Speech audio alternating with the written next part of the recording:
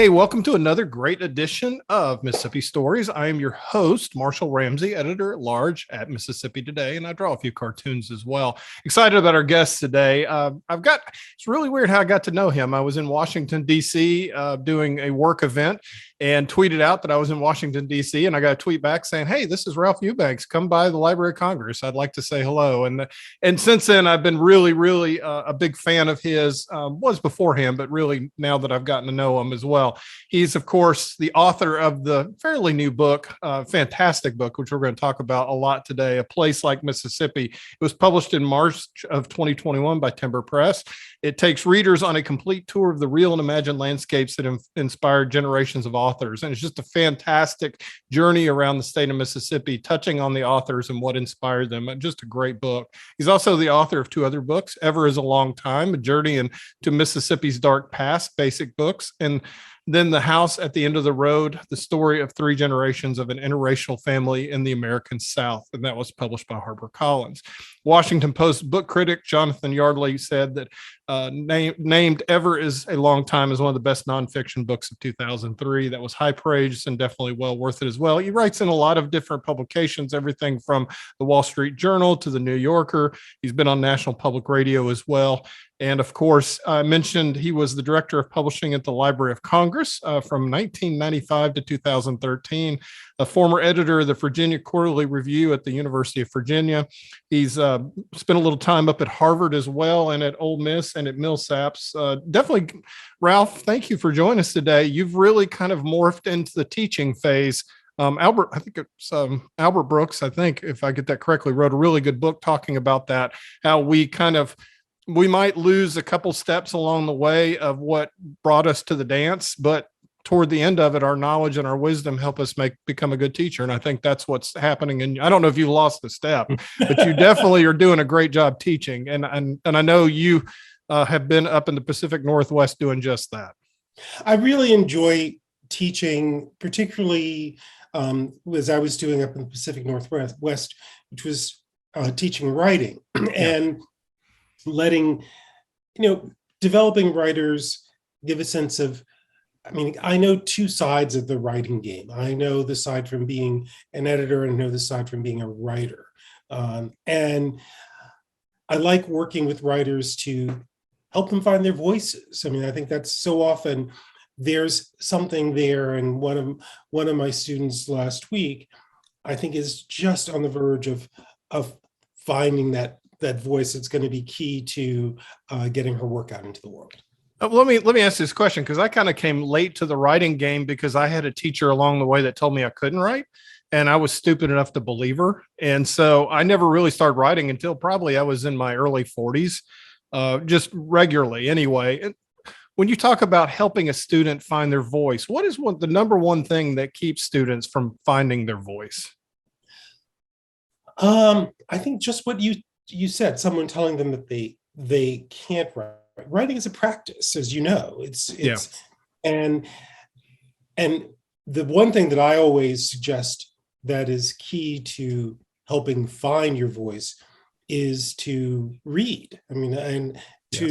As Francine Prose says, is to learn to read like a writer. So when you're reading, thinking about how did the writer make this transition? How did this writer kind of slip back and forth in between time periods? How does someone really go from, as I say, how does this writer use different forms of the first person, have different voices the first person? And noticing that in the work of a writer is very helpful in helping you find a voice. Sometimes there are lots of writers who'd say, I'm very uncomfortable with using I. And because I feel that I'm being narcissistic when I'm doing that. And just because you're using I does not mean you're narcissistic. It means that you've got a perspective. Yeah. And that's really important to get out there. I would think that social media probably has helped stamp that feeling out a little bit, because people are pretty good at using I on social media, yours truly included.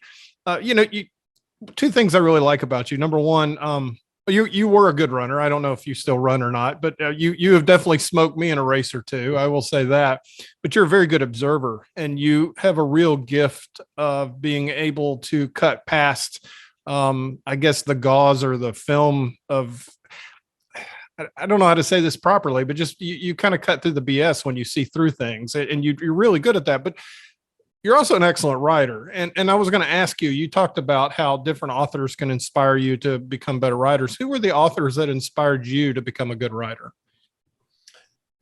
Oh, there's so many. I would say on the nonfiction side, it would be the work of Joan Didion, who is very influential on me. And people who've taken writing classes know that I worship at the Church of Joan Didion. That I always say, that Goodbye to All That is the perfect essay in that it is broken up in these seasons, and that works so well.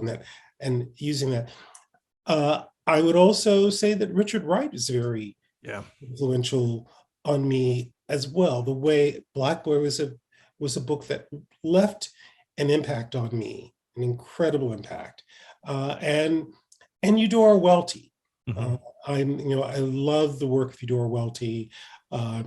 Just finished rereading The Optimist's Daughter, which I absolutely love. That scene of going on the train across the confluence of rivers is just, it's the most perfect bit of scene setting in a novel I've ever read. The thing that amazes me about her, you understand what an incredible observer she truly was, because she's able to not only put it down in words, but her photography as well. I mean, she was just a really brilliant observer and storyteller. Yes, and the photographs, I always say it's about the people themselves. The backdrops are secondary, but the way that she focuses on a subject's face, and that you get a sense of the person who is there, that there's a relationship going on, that someone's not just, she just didn't snap them surreptitiously, she actually engaged with her subjects. You grew up in Mount Olive on a farm that you have described to me before as being, a very safe place. And your dad was an extension agent, if I remember correctly. And so you grew up in a house where obviously education was valued. I posted a post about your book, and one of your former classmates posted that you and your sister were the smartest kids in the class. So you obviously, education was a big part of you growing up. Talk a little bit, but what caused you to decide to leave Mississippi and head north for your education? I think it would have to be just I went to integrated schools in January 6th of 1970. Yeah. And that was a really tumultuous time in Mississippi. And after 4 years of high school, kind of working through that, 4 years at the University of Mississippi, I really felt the urge to get away. And I told people I'd kind of been planning my escape since I was about 13 years old. I've been thinking about leaving Mississippi because I didn't feel that I could become the person I wanted to become if I stayed in Mississippi. And that's the thing I often think about with young people who ask me, should I stay or should I go? I always say, get away for a little while, see some of the world. And then if you feel that need to come back, do it. Yeah. But it's that importance of seeing the world is what I so desperately wanted. I knew there was a bigger world outside the boundaries of that little farm I grew up on, and I wanted to engage with it. And that's what really sent me away. I've always joked that Mississippi's kind of like the Hotel California. You can check out anytime you like, but you can never leave. It's very true. I mean, there's, in Mississippi, I always say nothing has ever escaped. Yeah. You think that you have left, but it never leaves you. And I often tell people that if you live your life as an expatriate and you return to the place that you are from, you are never really, you can never really be part of that place again. You live with a permanent sense of exile. And which means that in so many ways, I look at Mississippi as a native son, but I also look at it from the vantage point of exile. Yeah. I mean, it's, and I've read, enough quotes from Grisham talking about how, you can love the state, but you can be really mad at things that go on here, and I think that sometimes when you hear the positive Mississippi only crowd, you're kind of like, no, I think you're kind of missing the point. I mean, if I love someone and they're doing something that hurts me, I want to try to help them. And that's kind of the way, I mean, I kind of gather that in some of the things that you write too, that you have an honest love for this state, but doesn't necessarily mean that you have to love everything that happens here. I think that's very true. I do love the place. It's a beautiful place. Gorgeous. And, really wonderful people, great food, nice traditions. But then there's so much that we do in Mississippi, and I think about this a great deal, particularly when I go to the Delta, which I'm writing about right now, is the way that we have, in some ways, we have exiled some of our own people. I think we have to ask ourselves very seriously in Mississippi, can we continue to allow our politics to harm the poor in our state, the poorest state in the union? And I always come back to that. As I was flying out to Portland, a young woman was sitting next to me who'd gone to Mississippi School of Math and Science. We talked about that. She went to Mississippi State, found out I taught at Ole Miss, and kind of was starting the Ole Miss Mississippi State rivalry thing. And I said, hey, look, I don't play that game. Yeah. I don't. I think that we are the poorest state in the union.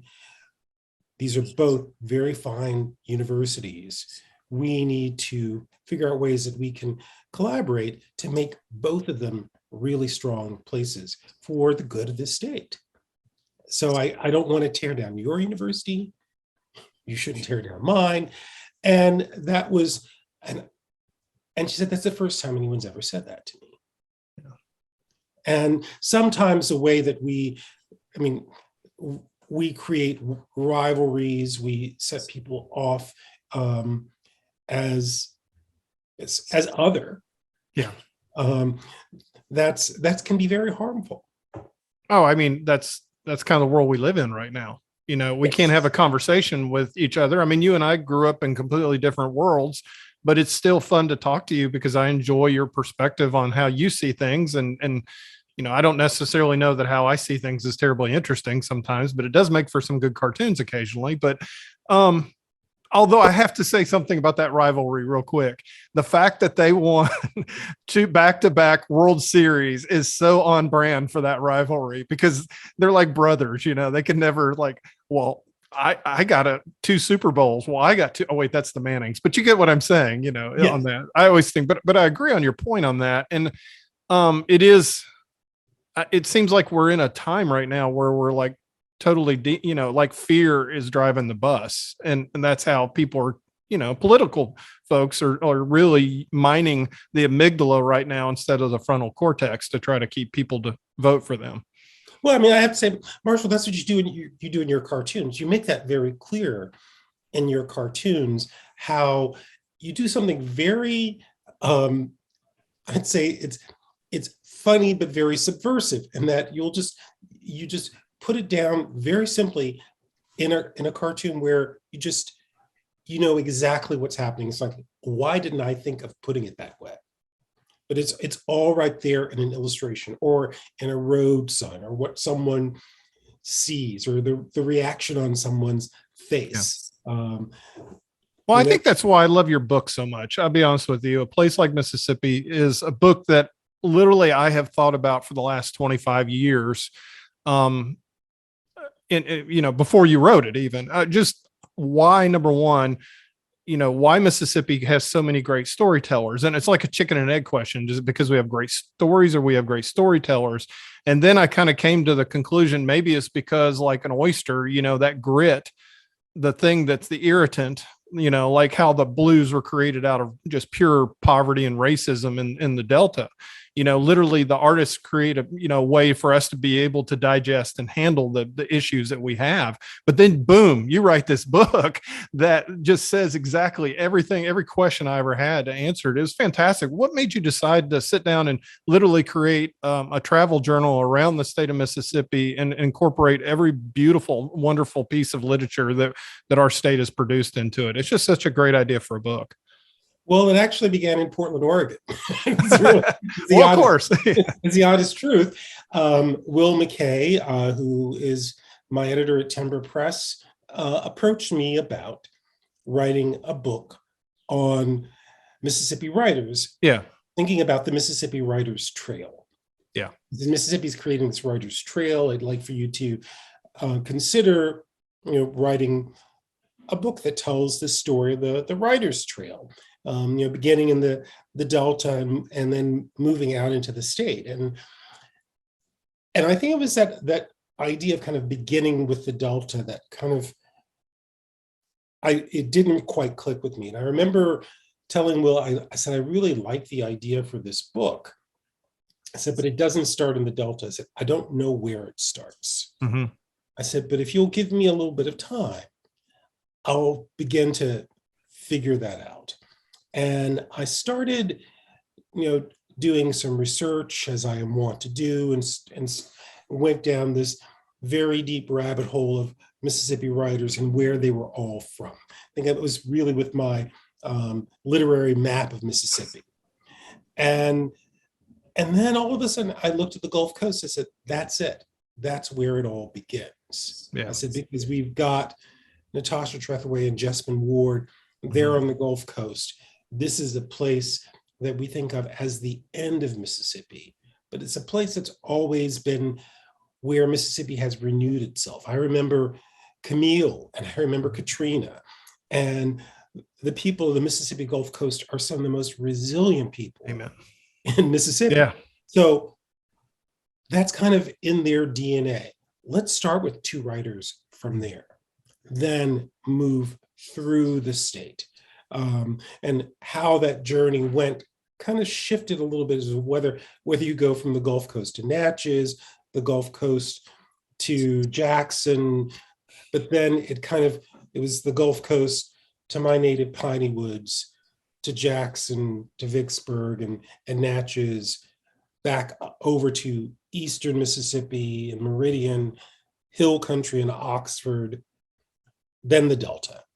I thought it was interesting. You ended with in the epilogue with Parchman, and I thought that it was almost like you were kind of descending down, and you ended up in Parchman. But I agree with you about the coast and the resilience. And I remember, like after Katrina, then you had the oil spill right on the heels of that, and the folks down there just literally just kept getting knocked down and popping back up and knocked down and popping back up on that. And the two writers that you mentioned, you think about it, are national powerhouses, And I think what's really good about the book is that you don't just talk about Faulkner and Welty and, writers that are long gone.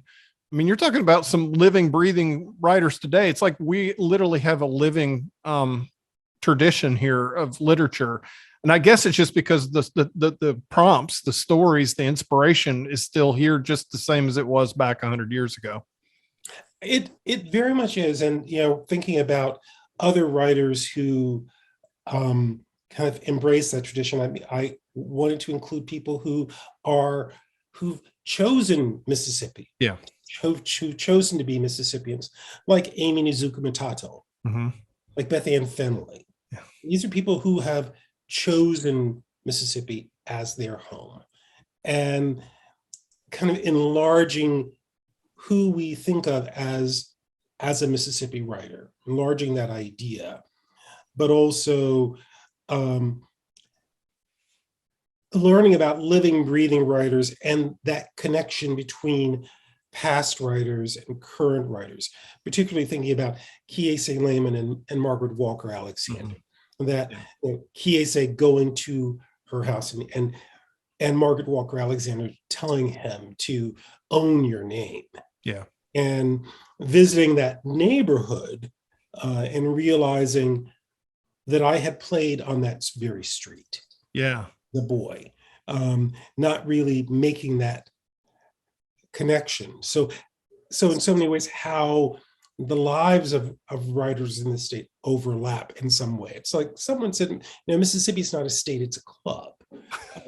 And I see in some ways that's true. Maybe it's a club for people of a certain level of education and social class, but it gets to be a club even among other people when you're away from Mississippi, meeting someone who has roots there. I mean, two of my kids live in Chicago, and inevitably they meet people and they know right away they're from Mississippi. Oh, Ralph, I'm not kidding you. I'm kidding you. We were literally walking in London and ran into a group from Mississippi. I mean, literally half the world away. You're going to bump into, you can't get away with anything because you're going to run into somebody from Mississippi and they're going to tell on you. It's going to happen.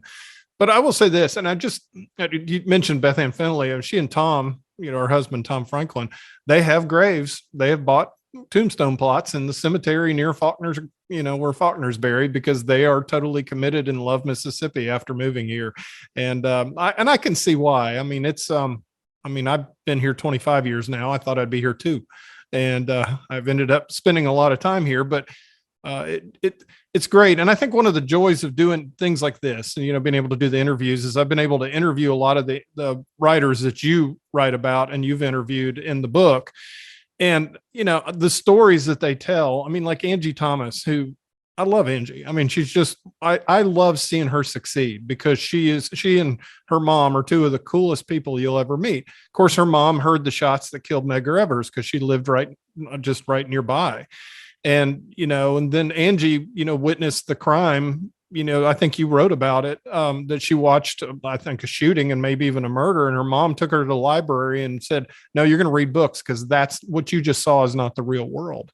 And so it's just fascinating hearing these stories about how these people, these writers have been influenced to be able to create the art that they've created.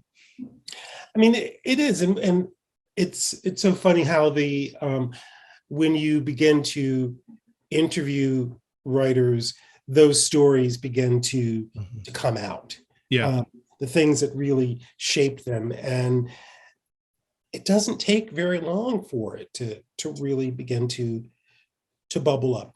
And I feel very fortunate to know so many writers in Mississippi and to get to introduce the work of Mississippi writers to a national audience. Yeah. And I was in Oxford, I guess it was back in March, and it was the first time they'd had a public program at the University Museum.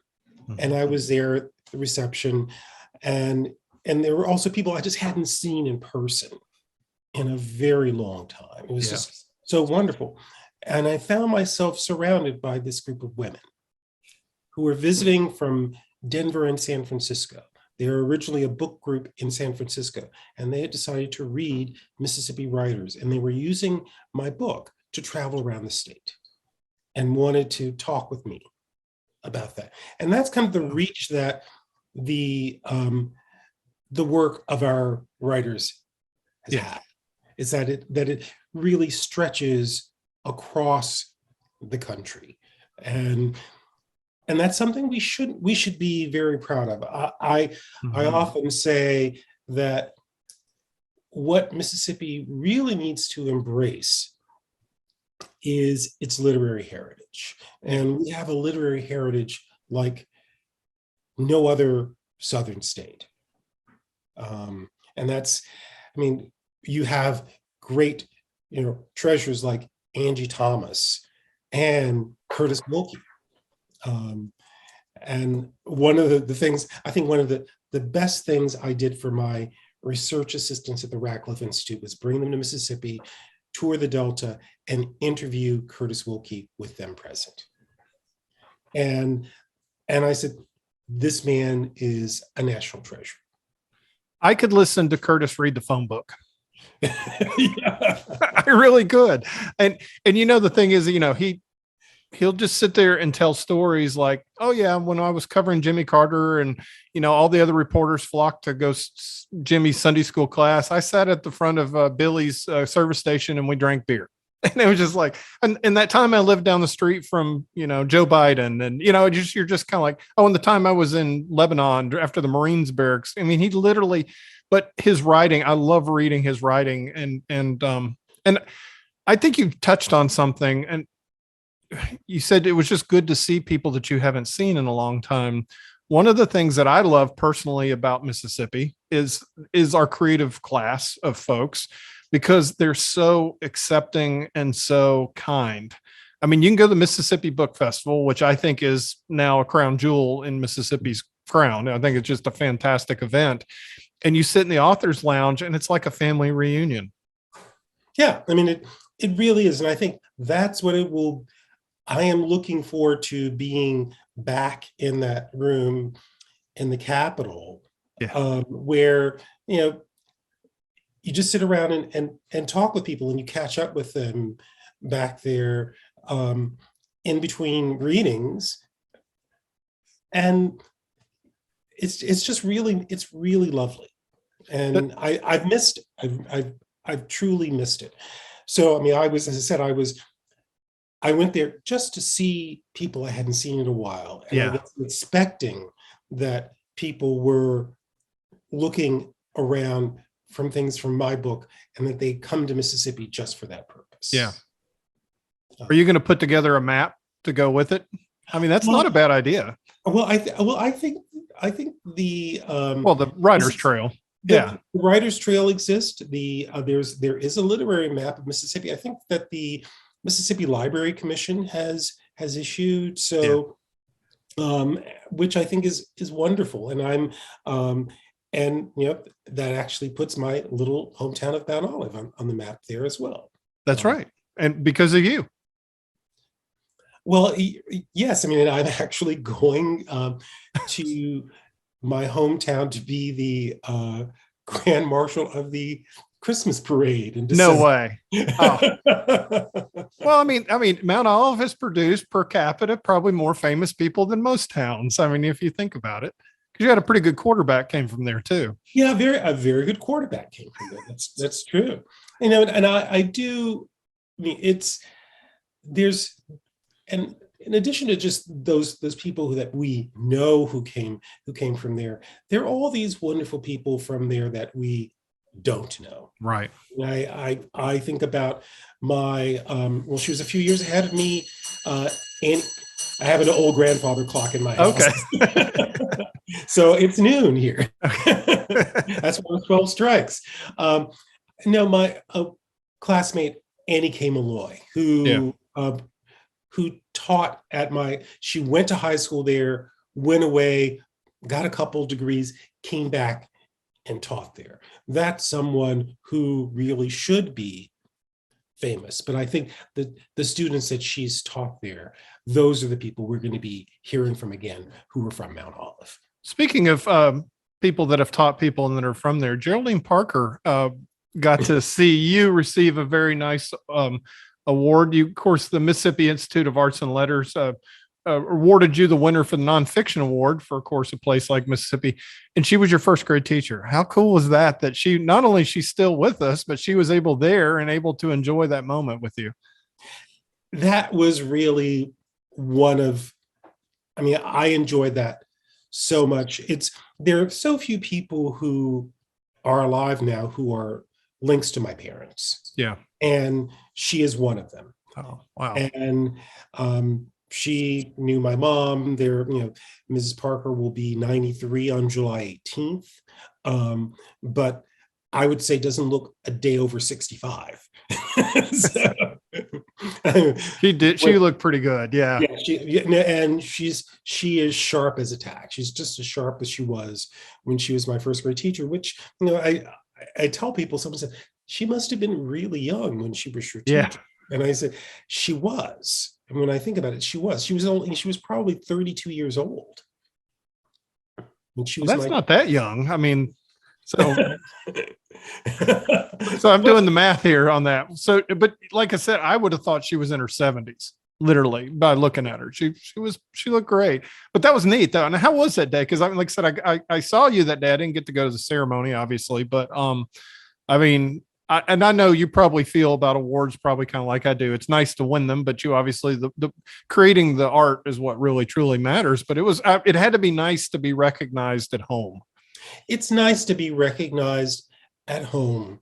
Yes. And awards are nice, but as I tell people, that it's really all about the work itself. And that I still have work that I'm doing right now that and I try to focus on that rather than the accolades, because you can't really rest on your laurels. You have to keep working. So, well, see, normally I would have like all the trophies I won behind me for this, but I just decided no. Including your Emmy award. Oh, I know. See, I wasn't really fishing for that one, but that one kind of cracks me up a little bit. So I think the trophy comes in about 9 months or something like that. But that one, I was sitting in the middle of a restaurant, eating with my family, and I got a text, "Hey, you won an Emmy?" I was like, "No, that's hilarious." But hey, why not? It works there. But honestly, and I'll tell you this, the way I view Mississippi, and I got to think probably most of the authors, I probably would not have had anywhere near as good a career if I'd lived anywhere else.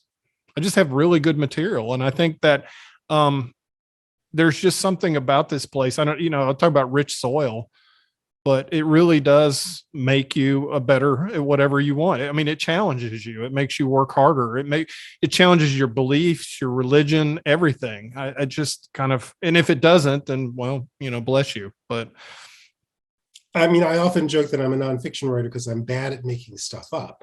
But the truth is, I'm from Mississippi, and I don't have to make. All you got to do is change the names, Ralph. It's not hard. It's really that's the thing. It is such a rich place. It's such a strong storytelling tradition, and those stories are there. Sometimes you just have to ask, and sometimes you also have to dig a little bit deeper to find them. And other times it's finding connections to them, or even kind of expanding the story that you thought you knew. Yeah. But then you realize that there is another story behind it. And looking at, I wrote for the Oxford American about my father's time in the Delta, and I'd always wonder, how did all these men from Tuskegee, who graduated in 1949, why do they all end up in the Delta? Yeah. And I ended up calling an archivist at Tuskegee, and he said, well, there's the Extension Service had a very strong presence at Tuskegee, but also, Robert Moton, who was president of Tuskegee, worked with Herbert Hoover. So there was always this linkage between the Delta, the 27 flood, Moton working the 27 flood.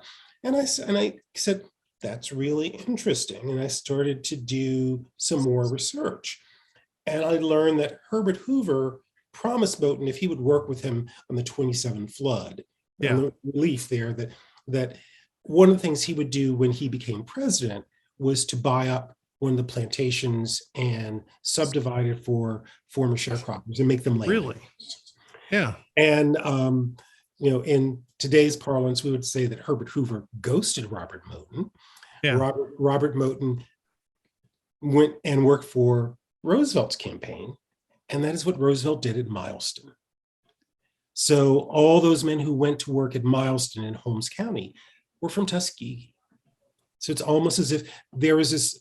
Yes. So if I kind of digging deeper into that there's this connection. So there's this story I told myself, and I never really thought about it. Why did they all end up there? Now I know a reason why they ended up there, and it really goes back to the 27 flood.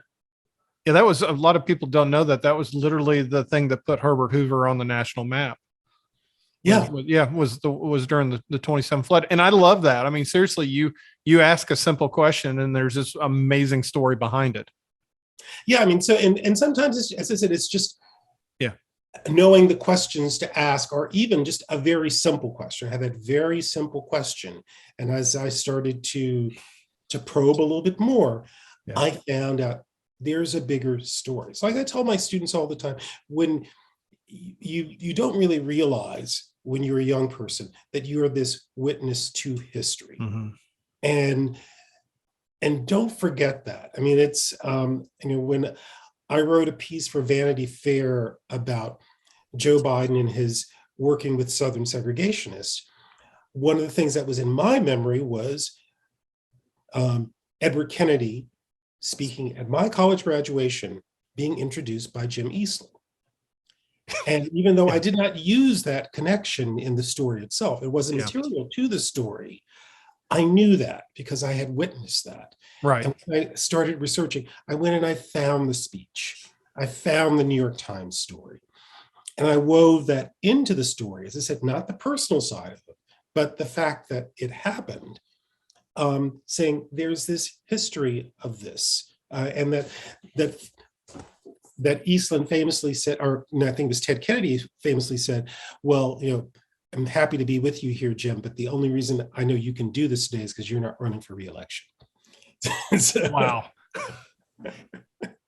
Well, that's one of the things I always loved about Bill Ferris. Bill Ferris almost was like a modern day WPA artist, the fact that he was able to look around and most people tell stories that most people thought were just not important or they didn't matter, but then he documented them and of course created this beautiful archive of our stories on that. But I mean, my point on that is just to say that like what you were saying, things that maybe people wouldn't think are important, if you can write them down, that they are important. I mean, that's obviously it's like another thread of the fabric of why we are the way we are in Mississippi.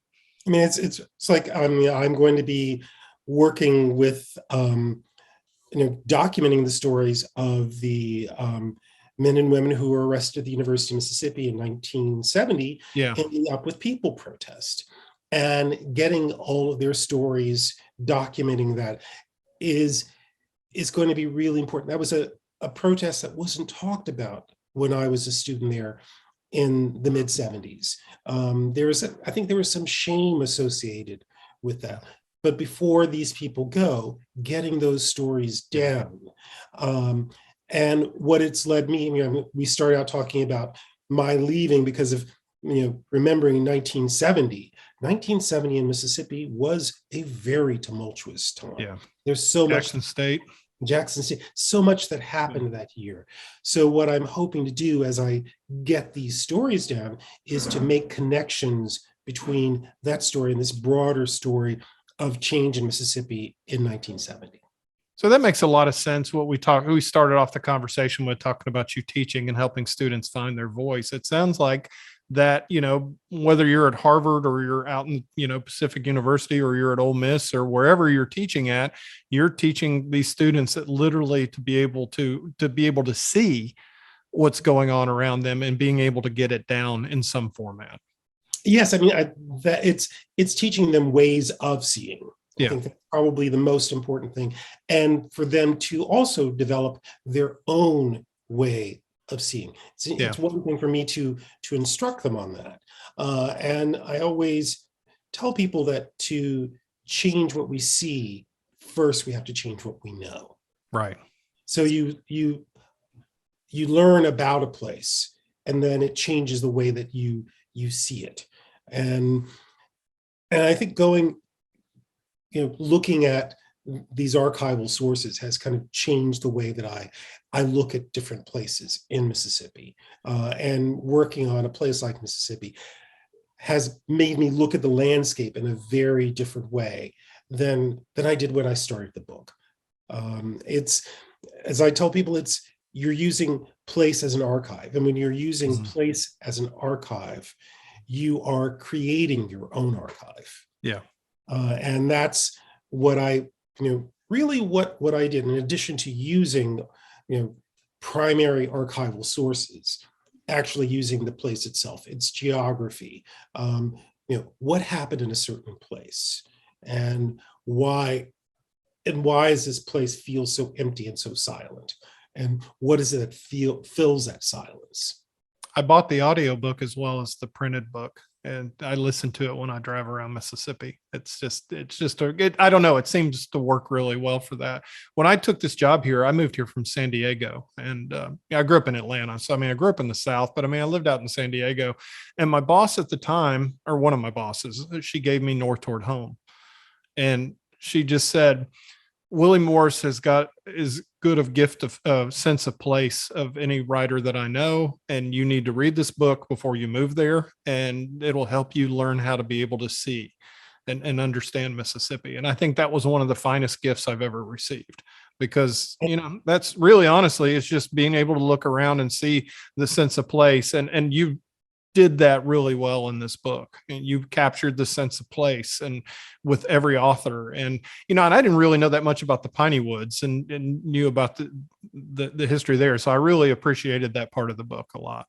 Well, talking about Willie Morris, the title of this book, everyone ascribes to Faulkner, but it's really Willie Morris. Yeah. Willie thought Faulkner should have said. That's right. And I was saying, it's just like Willie. He would say, well, he didn't say it, but he should have. Yeah. And I joke with Malcolm White. I said, every time I think about the title of the book, I say it's Willie Morris prank calling us from the grave. Oh, that's funny. I wonder if he has, because he used to, at Hal & Mal's, he used to have a phone right by his table where he used to hold court. And that Malcolm, I think, put in there. And so I wonder if he has a special phone wherever he's at, to be able to prank call us on that. Because he would. He definitely would. Definitely would. Well, is there any, obviously, you're back in the teaching mode again. What's you're working on you're doing some research and some more writing. What's next for you? Really, it's finishing my next book. It's like every other writer. I've just got to finish the next damn book. The next damn book. Well, let me ask you about that, because I understand the creative train a little bit. When you write now, when I write, I have to have when I draw, I don't. I can literally draw in the middle of a tornado, and that's fine. It's a totally different part of the brain. But when I write, I generally have to have quiet. So I get up like at 4:00 in the morning and I'll write, but what's your process? How do you write? Do you have a certain time of day you do it? Does the muse come to visit you at 6:35 prompt in the morning, or how does it work for you, Ralph? Generally, my writing day starts at between 9:30 and 10 a.m. Most days, it's really how I worked it this past year. I'm a morning exerciser. Yeah. So after the morning exercise, I've become a cyclist. I had to give up running. So you and I both. It's like, we can both talk about running, but yeah, I'm probably going to have to do the cycling thing. Yeah, I was just in East Potomac Park this morning with all the other cyclists out there, and then I sit down to work between 9:30 and 10, and work till about 3 p.m. And then by that point of the day, I'm starting to lose focus. Yeah. But that's, and some days for me are reading days. They're not really writing days, where it's like I need to, the joke that I often tell people is that sometimes you have to read 2 books just to write a paragraph. Yeah. You need that much background just to, to say something with some authority in your own voice, to know what one particular historic topic is about. So some days are reading days for me. How do you get past writer's block? I would say the thing that really feeds me is poetry. Really? I read lots of poetry, and I have lots of poetry books, and which I know Beth Ann Finlay is probably happy to hear me talk about, because she always says nobody will buy, they talk about how much they love poetry, but they don't buy the poetry books. Well, I buy the poetry books. So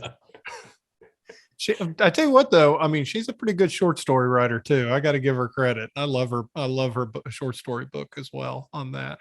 Yeah, you do definitely have to recharge the well. And I think a lot of people don't understand. I mean, I think my biggest enemy on being able to create anything is fatigue. I mean, if I'm tired, it's like my brain goes blank. And at Yeah, that I mean, point, yeah. And I'm eating sugar and drinking caffeine at that point, just trying to get it recharge a little bit. Do you ever have days when you just like, I can't do this? yeah. I mean, I think yesterday was one of those days. I mean, I'm just back from the West Coast. Let's say you've been traveling. I mean, flying these days is definitely enough to suck any creativity out of you. Yeah, I mean, it's whatsoever. like I am just kind of I realized when I got home on Sunday that I've only been at home for a total of 72 hours in the month. Yeah. So it's good to be at home. I'm not going anywhere for a long time, and just enjoying being home. And for me, the last couple of days, it's just been, watering the garden, trying to rest and get back on Eastern time. Ralph, I was about to say, I would suggest you not even have a plant because I mean, you're not around enough to keep it alive. But I do hope someday to be able to take one of your classes. I think that would be absolutely fantastic. And I just really have enjoyed being able to sit down and talk with you today. It's been fantastic.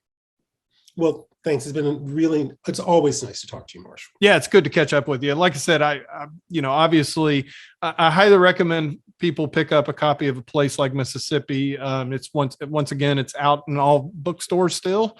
And by the way, when you go into bookstores, do you ever just go kind of check and peek and see if your book's there? Every writer does. No. And I would be lying if I said, "Oh no, I never do that."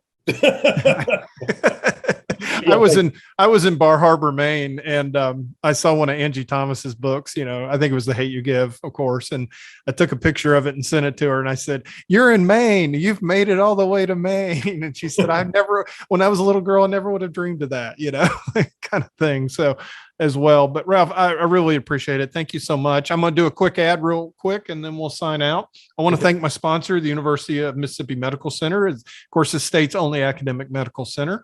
Its education, research, health missions share the objectives of improving the health of the state's population and eliminating health disparities.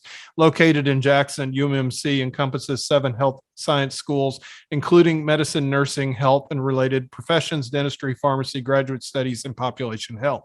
The medical center's health care enterprise includes the state's only level 1 trauma center, the only children's hospital, and the only organ and bone marrow transplant program. The medical center is also home of a telehealth center of excellence, one of 2 in the nation. For more info, you can find them at umc.edu. Ralph, any last thoughts or any advice you'd like to give to any upcoming writers that would like to get their voice?